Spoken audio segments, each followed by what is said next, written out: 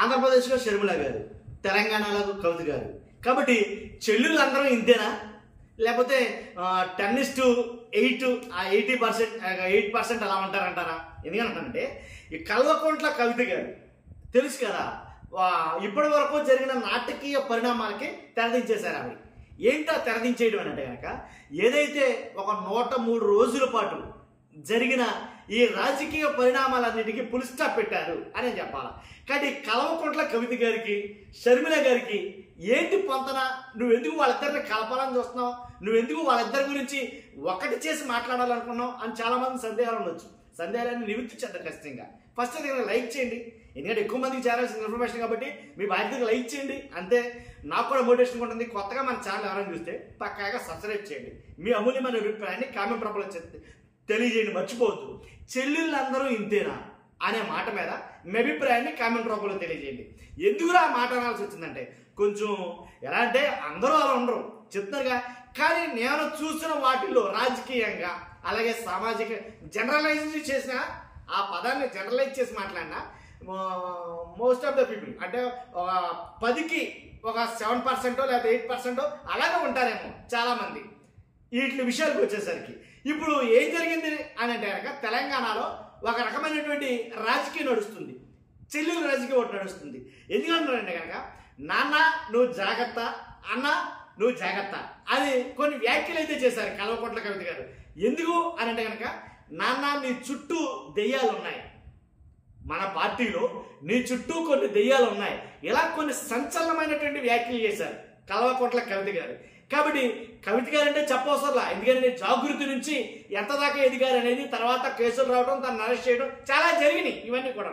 కాబట్టి ఏదేమైనప్పటికీ ఒక్క మాట ఆలోచిస్తే బాగుండనేమో అని అనిపించింది కవిత గారు. ఒక్కసారి ఆలోచిస్తే, ఎందుకన్నానంటే పార్టీ మందే, ఉన్న వ్యక్తి నాన్న నువ్వు జాగ్రత్త చెప్పిన వ్యక్తి అతనికి చెడ్డ పేరు రావచ్చు కదా, లేదా అన్న నువ్వు జాగ్రత్త, రామన్న నువ్వు జాగ్రత్త అని చెప్పిన నీ అన్నకి అది చెడ్డ పేరు తేవచ్చు కదా. కానీ ఒక్కసారి ఏదైతే పార్టీ బోర్డర్ లైన్ ఏదైతే ఉందో అది దాటకుండా వెళ్ళి ఒక్కసారి అడిగి ఉండొచ్చేమో కదా. నువ్వు డైరెక్ట్గా అన్యాయమే జరిగింది నీకు, కాబట్టి వెళ్ళి నాన్న ఏంటి నాకు అన్యాయం చేస్తావు అని అడిగితే నీ తండ్రి బదులువడా? ఎందుకు నాన్న ఇక్కడ రాజకీయం ఇలా ఉంది, నీ చుట్టూ ఇలా జరుగుతుంది అని డైరెక్ట్గా వెళ్ళి మీ నాన్ననే అడిగితే చెయ్యడా? ఏ కూతురికి ఏ తండ్రి చేయడు, ఏ చెల్లికి ఏ అన్న చేయడు. కాబట్టి బయటకు వచ్చి కొన్ని మాటలు ఎయిర్పోర్ట్లో దిగ్గానే మాట్లాడిన మాట ఏంటంటే, నాన్న కేసీఆర్ చుట్టూ దెయ్యాలు ఉన్నాయి, బీఆర్ఎస్ పార్టీలో దెయ్యాలు ఉన్నాయి అంటే ఎవరిని ఉద్దేశించినట్టు? అంతేకాదు ఎలాంటి బలమైనటువంటి ఆరోపణలు చాలా చేశారు కవిత గారు. కాబట్టి ఇంకోటి ఏంటంటే, అందు గురించి సస్పెండ్ చేయడం జరిగింది. సస్పెండ్ చేసినప్పుడు నీకు వచ్చిన బాధ, ఆ పార్టీ బద్నాం అయిపోతా అంటే వాళ్ళకి రాదా? పార్టీలోంచి నన్ను సస్పెండ్ చేస్తున్నారు అని అన్న మీరు, అంటే కవిత గారు అన్నప్పుడు పార్టీ నుంచి నన్ను సస్పెండ్ చేయాలన్నప్పుడు నా దగ్గర నుంచి వివరణ తీసుకోవాలి, కరెక్టే, వివరణ తీసుకోవాలి. వివరణ తీసుకోకపోవడం తప్పే నన్ను అడిగితే కనుక. కానీ మీరు ఏదైతే ఒక మాట పబ్లిక్లో ప్రెస్ ముందు మాట్లాడాలనుకున్నప్పుడు దాని గురించి మీ నాన్న దగ్గర వివరణ తీసుకున్నారా? దాని గురించి మీ అన్న దగ్గర వివరణ తీసుకున్నారా? లేదుగా. మరి అలాంటప్పుడు అదే వివరణ మన గురించి తీసుకోవాలని అనుకోవడం పొరపాటేగా. కాబట్టి అందులో 2009 సిరిసిల్లాలో కేటీఆర్ను ఓడించడానికి ప్లాన్ చేసి తన బంధువుని పంపించి 60 లక్షలు పంపించాడు హరీష్ రావు అని అయితే మాట్లాడారుగా.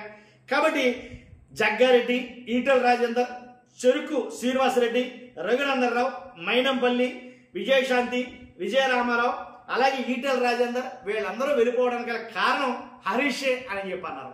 నిజంగా ఇవన్నీ నిజాలైతే డైరెక్ట్గా నీ తండ్రితోనే చెప్పొచ్చు కదా. నేను అడిగింది మీకు అర్థమవుతుందండి? ఇవన్నీ నిజాలు అయి ఉంటే కనుక నీ తండ్రితోనే చెప్పొచ్చు కదా. ప్రెస్ మీట్ ముందు పెట్టడం ఎందుకు? ఇంట్లో పుట్టుకున్న విషయాన్ని ఈదులోకి తెచ్చుకోవడం ఎందుకు? నీకేదో కావాలి, అలాంటప్పుడు నీ తండ్రితోనే డైరెక్ట్గా అడగాలి కదా, నీ అన్ననే డైరెక్ట్గా అడగాలి కదా. పార్టీ పరువును తీసుకొచ్చి రోడ్డు మీద పెట్టడం ఎందుకు? జస్ట్ ఒక మాట మాట్లాడినందుకు, కల్వకుంట్ల కవిత గారు ఒక మాట మాట్లాడినందుకు, ఏంటి పార్టీలో దెయ్యాలు ఉన్నాయి లేకపోతే ఎలాంటి ఒక మాట మాట్లాడినందుకు ఆంధ్రజ్యోతి ఇలా కొన్ని పత్రికలు, పేర్లు చెప్పకపోయినా కొన్ని పత్రికలు, కొన్ని ఛానళ్ళు అయితే కనుక భారీగా మోసేసాయి, నిజంగా భారీగా మోసేసాయి. కాబట్టి తర్వాత నువ్వు ఆ పత్రికలు తిరిగితే ఉపయోగం ఏంటి? నువ్వు ఆ ఛానల్ తిరిగితే ఉపయోగం ఏంటి?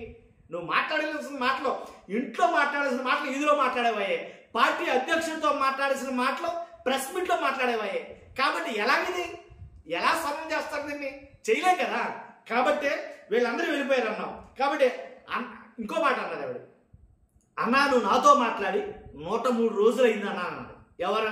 వాళ్ళ అన్న తనతో మాట్లాడి 103 రోజులు అయిందంట. అంటే డే టు డేట్ నువ్వు లెక్క పెట్టుకుంటున్నావు ఎన్ని రోజులు అయింది ఇప్పుడు మా అన్న మాట్లాడని. అన్ని రోజులు అవుతుంది అన్నప్పుడు నువ్వు ఒకసారి మాట్లాడి ఉండొచ్చుగా. ఇలాంటి విషయాలన్నీ ఎక్కడ చక్కదిద్దుకోవాలి? ఇంట్లో చక్కదిద్దుకోవాలి. మా అన్న మాట్లాడలేదని వీధిలో చెప్పుకుంటే ఉపయోగం ఏంటి? నేను అన్న మాట మీకు అర్థమవుతుంది అనుకుంటా. నా అన్న మాట్లాడలేదని వీధిలో చెప్పుకుంటే ఉపయోగం ఏమన్నా ఉంటుందా? అదేదో అన్న దగ్గర నాన్న దగ్గర మాట్లాడాలి ఈ మాటలు. కాబట్టి పార్టీ పరువుని రోడ్డు మీద లాగేసినట్టు లెక్క. నేను అడిగితే కనుక ఆ పార్టీ పరువుని పలుచన చేసేసింది. ఆ పార్టీ పరువుని ఒక బజార్లో పడేసినట్టు అయిపోద్ది నన్ను అడిగితే కనుక. కాబట్టి ఆ పార్టీ పని అయిపోయిందిరా అని అనుకుంటారుగా. కాబట్టి ఇప్పుడు సొంత పార్టీ పెట్టే ఆలోచన ఏముందా? గౌరవంగా హుందాగా రాజకీయంగా వెళ్ళిపోవాల్సింది. సొంత పార్టీ పెట్టే ఆలోచన అంటే లేదు. ఆ పార్టీలో అన్యాయం జరుగుతుందా? ఆ పార్టీలో ఏమైనా దారుణాలు జరుగుతున్నాయా? నాన్నతో మాట్లాడుండాల్సింది. అన్నతో మాట్లాడాల్సింది. అన్నని మాట్లాడట్లేదు అనుకో, ఒకవేళ నాన్నతోనే మాట్లాడాల్సి ఉండాల్సింది. అది కూడా మాట్లాడేదనుకో రాజకీయ పెద్దలు ఎవరైతే ఉన్నారో వాళ్ళని వీళ్ళని కూర్చోబెట్టి ఒక సఖ్యతగా ఒక మీటింగ్ పెట్టి ఏంటి ఒక పంచాయతీ చేయాల్సింది ఇంట్లోనే, ఆఫీసులోనే కదా. అలా చేయకపోగా రోడ్డెక్కేస్తే రాజకీయం బజారు పడిపోద్ది కదా నన్ను అడిగితే. కాబట్టి ఆ రకంగా జరిగింది. ఎవరి ఫ్యామిలీలో రాజకీయం అండి. రాజకీయం ఎలాంటి కుటుంబాలైనా విడదీసేస్తుంది. ఎందుకంటే పక్కన ఉన్న వాళ్ళు అలాంటి వాళ్ళు ఉంటారు.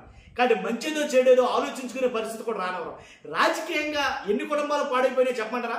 వైఎస్ జగన్ గారి ఫ్యామిలీ, తర్వాత ఇప్పుడు ఎగ్జాంపుల్ కవిత గారి ఫ్యామిలీ, తర్వాత అంతకుముందు ఎన్టీ రామారావు గారు, నందమూరి తారక రామారావు గారు ఏదైతే ఉందో సొంత అల్లుడే నన్ను వెన్నుపోటు పొడిచాడని ఆయనే మాట్లాడడం.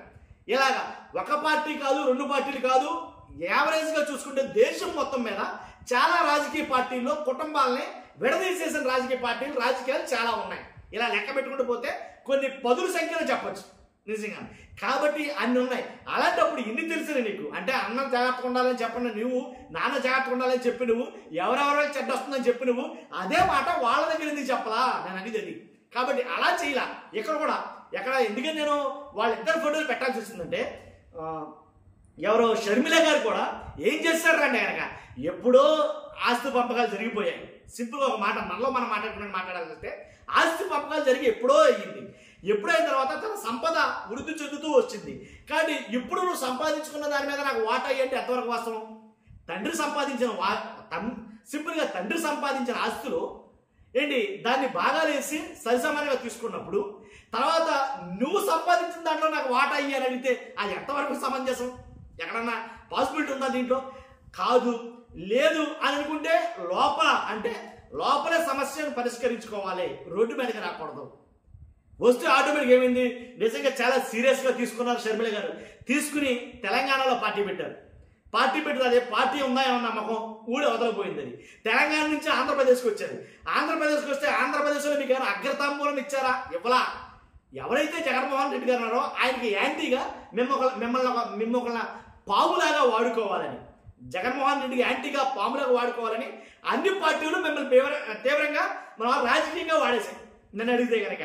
కాబట్టి జగన్మోహన్ రెడ్డి గారు ఏం చేసినా సరే మిమ్మల్ని తెర మీద తీసుకురావడం, షర్మిల గారిని తెర మీద తీసుకురావడం, తీసుకొచ్చి జగన్మోహన్ రెడ్డి గారిని తిట్టించడం. కనీసం మనం ఆలోచించాలి కదా మనం ఏం చేస్తున్నాం, ఎవరికి లబ్ధి చేకూరుతుంది దీంట్లో అనేది లేదు. అందుకని అన్నాను మోస్ట్లీ చెల్లెళ్ళందరూ ఇలా ఉంటారా ఏంటని. కాబట్టి రాజకీయంగా ఇది చాలా కల్వకుంట్ల కవిత గారు తీసుకున్న నిర్ణయం బీఆర్ఎస్ పార్టీకి నన్ను అడిగితే చాలా ఇదే నష్టమే, భర్తీ చేయలేని నష్టమే. ఎప్పటికైనా మునిగిపోయింది ఏం లేదు. నన్ను అడిగితే కనుక దాని గురించి మరలా సెటరేట్ చేసుకుంటే ఏం జరుగుతుంది, ఏం జరగబోతుంది, ఎలా జరుగుతుంది, ఏంటి అసలు ఎందుకు వచ్చింది ఇదంతా వాళ్ళు మాట్లాడుకుంటే మరీ మంచిది. లేదంటే కనుక పార్టీ బద్నాం అయిపోయే అంశం ఎక్కువగా ఉంది దీంట్లో. కాబట్టి అలాగే సొంతంగా పార్టీ పెట్టి లీడ్ చేయడం అంటే ఒక రాజకీయ పార్టీని నడిపించడం అంటే సామాన్యమైన విషయం కాదు, అసలు జరగని పని, ఇంపాసిబుల్ అన్నమాట. ఒక రాజకీయ పార్టీని పెట్టి నడపడం అంటే మామూలు విషయం కాదు, అది చాలా కష్టతరమైన పని. కాబట్టి ఇప్పుడు నువ్వు వెనకున్న వాళ్ళందరూ కూడా తర్వాత ఉండరు. ఇప్పుడు ఏదైతే నిన్ను బయటికి లాగేతగా చూస్తారో వాళ్ళందరూ తర్వాత ఉండరు. అదే నేను చెప్పాలనుకుంది. కానీ ఖచ్చితంగా ఇక్కడ ఇప్పుడు న్యాయమే జరిగిందో అన్యాయమే జరిగిందో 4 గోడల మధ్య తేల్చుకోవాల్సింది నట్టనడి వీధిలో తీర్చుకోవడం కరెక్ట్ కాదని నా అభిప్రాయం. మీ అభిప్రాయం ఏంటి? అదేనా? అదైతే ఖచ్చితంగా కామెంట్ రూపంలో తెలియజేయండి. కాదన్నా కామెంట్ రూపంలో తెలియజేయండి. ఫస్ట్ అయితే లైక్ చేయండి, నాకు మోటివేషన్ ఉంటుంది, ఎక్కువ మందికి ఇన్ఫర్మేషన్ షేర్ అవుతుంది. Thank you very much.